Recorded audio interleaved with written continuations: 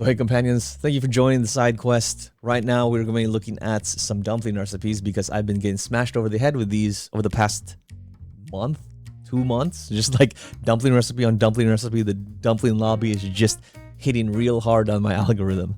So I figured why not make some of these, especially because Samica's been kind of getting tired with our like healthy food or like our, you know, macro friendly food for what I'm trying to do in terms of my health. So I figured like why not throw in some dumpling to spice it up a little bit and give a little bit more variety. And who knows, maybe we can find a healthy alternative. But the intention is to try 3 different recipes with different varieties just to see which one kind of fits the best for, you know, different scenarios and for our lifestyle. So we're starting off with like the easiest one, which is using pre-made dumplings and then doing a dumpling bake, just a sauce and all that. The next one after that would be, you know, actually making the dumpling filling, but being a little bit more lazy in how to make the dumpling.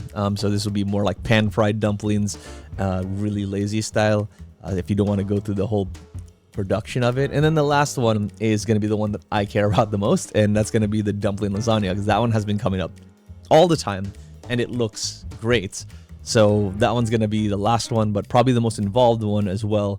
So hopefully we find one that we like. Caveat here, a lot of the stuff that we're going to be doing is going to be using chicken because Samica doesn't like pork. Unfortunately, she's going against her heritage, but I'm still working on that with her. But for now, all these will be chicken-based dumplings, so keep that in mind. The recipes might change a little bit based on that fact. So let's see how the first recipe goes. So this one's probably the more lazy one of them because it requires pre-made dumplings. But this one will be a dumpling bake, which will just require a tray and all of the necessary ingredients, which I'll go over with you guys. So we're going to start off with coconut milk, add some chili paste, and do the chopped garlic, which is probably the thing that takes the most time. But 2 to 3 cloves is generally what I've been using. That's like literally for all these recipes, but if you like a little bit more garlic, then go at it. And then we're going to dice up a large nub of ginger. If you have a machine or if you have a ginger press, I would suggest using that. It'll save you a bunch of time and probably get you a little bit more consistent result. It actually works really well for dumplings. But again, this chop method also works well if you are just kind of slinging it with only knives like me. Next, we're going to throw all of that into that curry mix with the coconut milk and just make sure that is properly stirred around before we add more things. So next, we're going to put soy sauce. We use amino acids in our house just because it's a little bit less sodium. But they taste around the same, but if you want pure, you know, soy sauce, go for it. And then we do a couple tablespoons of fish sauce and repeat the same for the sesame oil. Some people like to put a little bit more sesame oil for that smokiness, but it's up to you. And then we put a little brown sugar just to sweeten up the batter a bit. And then we mix it all together just to make sure for consistency. Really break up the brown sugar and make sure it's consistent. That tends to clump up. Just make sure the whole thing is pretty consistent and that you won't have any sort of weird concentrations in different corners, because we are going to be adding a little bit of greens here to give it a little crunch. So I use bok choy. You can use spinach, whatever you like. Bok choy just seems to be a little bit better crunch for me and flavor from childhood, so up to you. After that's all been washed and chopped, feel free to add them freely to your mixture. This is, again, as much greens as you'd like. However, ensure that you do have enough space to put the dumplings on top of them, as we are going to be using that as a base and then spreading things around to ensure that there is proper coverage. So once you have all the dumplings in, you'll see here that Samica will then go through with the spoon and make sure all of them are properly covered and coated so that when they bake, they get all the flavor but also get a little glaze and crisp to them. Once you're all done, put aluminum foil on top of it and seal it down. Put it in the oven for 20 minutes and then take it off and do additional 10 minutes just to get a little bit more cook in there. In the meantime, you can get together the ingredients for the toppings. So we use chili sauce, sesame seeds, spring onion, and then we did calamansi because we didn't have lime, although this tasted better anyway. So after the cook is done, feel free to use all of these to garnish however you like. Any ratio that you feel necessary would be great. I tend to say add more chili oil because you can never put too much. And then just be a little bit careful with the lime unless you want this to be a little bit more citrusy and like tropical. But overall, after it looks cooked, it looks great. Like this was like almost no effort. Like if you're running in a pinch and just don't have time to think about anything, this is just easy to throw together with almost minimal effort. Yeah, we decided to eat with some rice just because we wanted a little bit more sustenance. But we probably could have got away without it, but it was nice to have the rice. And also, this sauce is super dope to just like cover over rice. It tastes amazing. And yeah, even if you eat all the dumplings, keep the sauce. You can use that for later. Not bad for frozen dumplings. Seriously, not bad at all. We'll totally eat this. This first recipe worked out really well, especially because we used pre-made dumplings, and it was easy to just swap out the pork for chicken because Samica doesn't eat pork. So going forward, we're making these dumplings, so we just got ground chicken and just swapped out the chicken for pork as we did with the pre-made dumplings. That was problematic because, as you can see here, they came out extremely biscuit-like, very dry, very boring. Here's some commentary. Thoughts? I need more water. So I think the taste is good, but it's too dry. And that's because we did the chicken, because I don't eat pork. Sadness. So what I ended up doing is eating the wonton with just like a little bit of the chicken, and then I pulled the chicken apart and put it in the rice instead, and I put sauce on there. Great. So, because we took a pork recipe and transitioned it to meat, and all they had in terms of ground meat at our grocery store was lean, so we had 99% lean. And I didn't think about that when we were putting this together, because essentially there's no fat for it to cook off of. And while we did add avocado oil to the pan to help it fry, there's nothing inside of the actual meat to help it cook and retain sort of its, you know, softer elements. We're just getting like a really strong chicken nugget texture rather than, you know, something where it's a little bit more chewy or like a little bit more melty in your mouth, like a dumpling would be. So, talking with ChatGPT, if you're not dealing with like a chicken thigh, you should do chicken, like you can do lean chicken. You just have to add. So this second time around, we did it better. We got the olive oil to make sure that there's some sort of lubrication. We did an egg so that there's a binder, and then we were using some chicken broth to add some moisture and the fat back into it. We're gonna start off with chopping off the spring onions. We just did 2 here. Again, if you want a little bit more green for garnish later, you can do a little bit more. And again, 3 to 4 cloves of garlic, depending on how much you wanna flavor it up. And then back to the ginger. But luckily here, we have some pre-made ginger because of our previous fail, so I didn't have to go through as much chopping here, so I was able to save some time. So we're still working with really lean chicken here, so to fix that, we're going to add the egg. And then we're going to mix in 3 to 4 tablespoons of chicken stock or bone broth, which we're using here, and that's just going to give it some more lubrication so it doesn't dry out. And finally, adding some fats in there to make sure this renders a little bit better than before. We're adding like 2 or 3 tablespoons of olive oil. In here, we're using about 1.5 pounds of chicken. So as we mix this in, just keep that in mind. For flavoring, it's about the same as we did in the previous recipe, like 2 or 3 tablespoons of soy sauce. Again, we're using amino acids here. And then we'll be also adding 1 to 2 tablespoons of rice wine vinegar, and then 2 teaspoons of sesame oil, and then just some salt and pepper to taste. So this is gonna be on your discretion. I could give you measurements, but I feel like this is a better eyeball based on your own preferences. Finally, we're gonna add all of our fresh ingredients. So the ginger, the garlic, the spring onions, and then we get to Samica's absolute favorite part, which is the mixing. By hand, ideally. You look so like you're happy and fun. That egg makes it even worse. It's so slimy. I need to wash my hands. Oh god, the slime. For simplicity of the frying, I do like to kind of pre-roll the balls just to make sure that they are the right size and I'm not frantically making those while things are cooking. So this will help things cook more evenly and all at the same time. A tip here, if you want to make it a little bit easier, you could wet your hands, but also you could freeze this just a little bit for like 20 minutes if you want the clumping to be a little bit easier, not as sticky. And in terms of frying this should be relatively simple. You can put high heat, some oil in the pan, and then you're gonna be able to put the balls down and then place the wonton wrappers on top of them to ensure that they get covered. After you place in enough to cover the bottom of the pan, you're gonna put in a little bit of water just to make sure that they steam on the top. And from there you can cover it. And you can cook it anywhere from 5 to 6 minutes. according to the recipe. However, I wanted mine a little bit less cooked at the end of the day, so we end up thinking that 4 minutes while steaming was probably good, and then just a little bit of time with the lid off so that it could actually brown up a bit.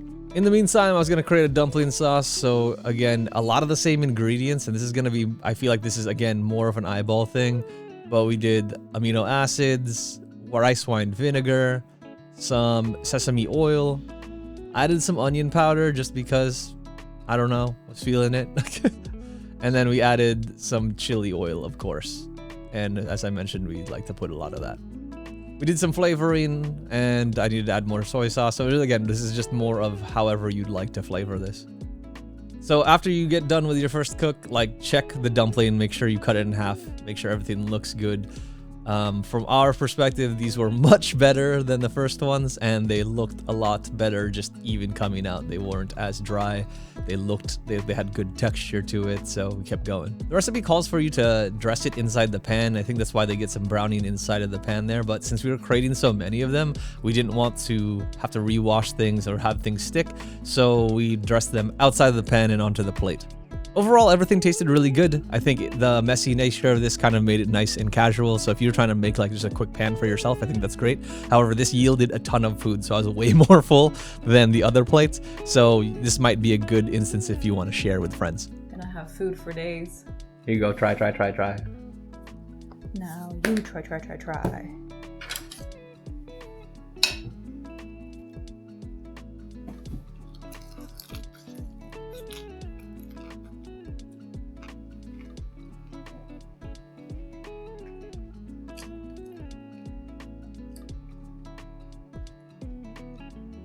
There's a night and day difference from the other one.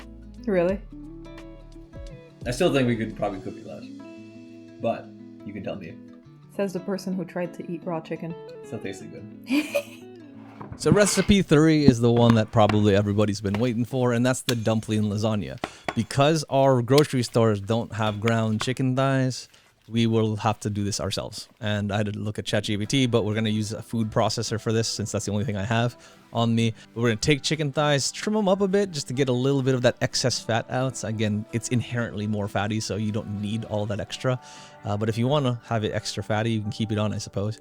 But we're going to take these and chunk them up into little 1-inch cubes so that we can freeze them. And the reason why we're going to freeze them is because we're going to need to have a little bit of texture and give back when we are processing it, so it doesn't just, get mushy. We want to have some texture and some lumps in there for that dumpling texture we're looking for. Once that's in the freezer, we're going to leave it for 20 to 30 minutes just to get it into the right sort of firmness that we're looking for. In the meantime, we're going to chop up everything that we always have been chopping up. So our spring onions, our 3 or 4 cloves of garlic, and then our ginger, of course. And again, if you have a proper masher, this is going to do much better here than me just using a knife, but hey, do with what we have. And since we still are subbing out chicken for pork, I did want to check if we needed to add anything else, so I am adding half an egg, some olive oil, and chicken broth just to help it bind a little bit more and get the texture I'm looking for. So once it's out of the freezer, just make sure that it's the right texture. It should be pretty firm, but not rock solid. It should still have malleability to it, but be pretty cold all around. As we throw it inside the processor, we're just going to pulsate this and try to get the chunkiness that we're looking for. Here's a little example of what I'm looking for in terms of this texture. But we're going to do this in little half-pound buckets just to make sure there's enough space for the meat to move around and it doesn't clump up. So now that we have all our fresh ingredients done, let's put that all together in a bowl. And then we're going to use our standard ingredients, which I'll put here on the screen to sort of flavor this the way that we've flavored all of our dumplings. This time I'll save Samica the hassle and I'll do the mixing myself.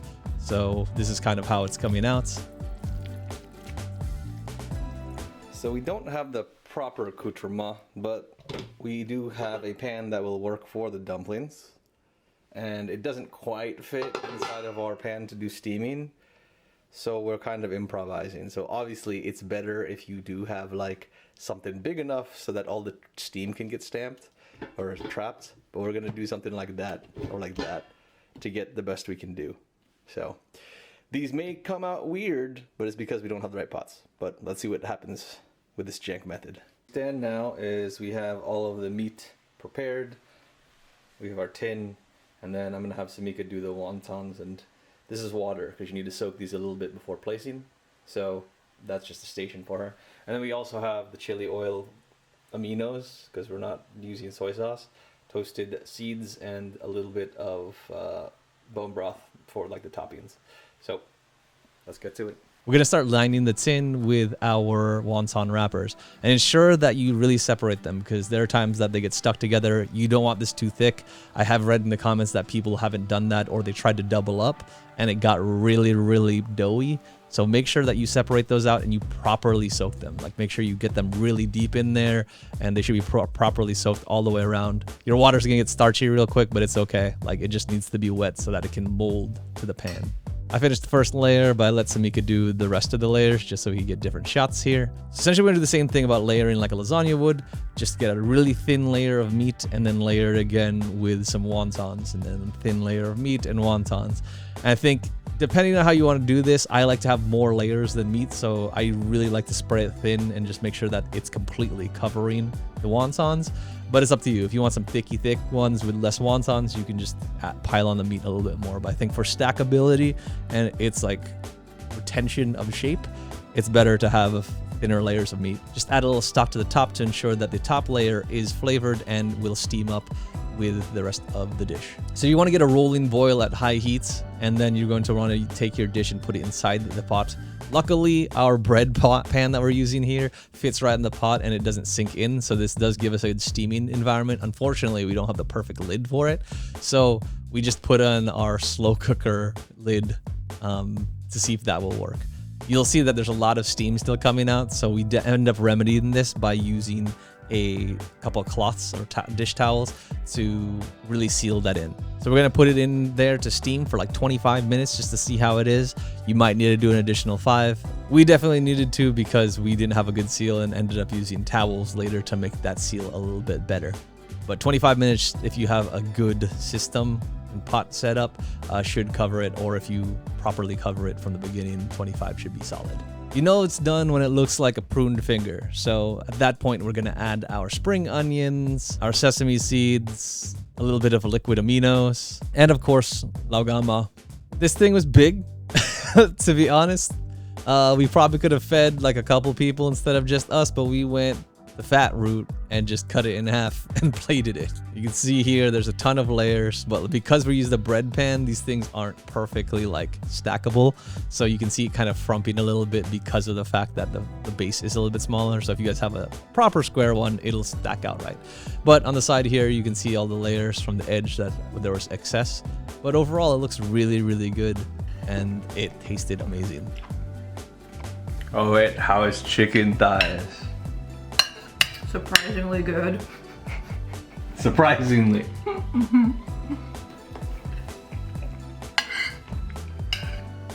This is huge.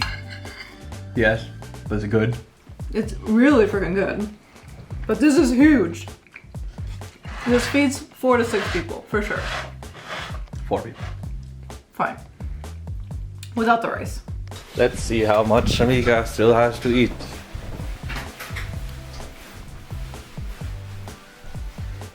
She didn't really eat all that much, it doesn't seem like. I did though. I ate like a third of it, but I didn't make a dent. It's crazy. I ate my portion. Wow. Show off. But yeah. Quit showing my leftovers of shame.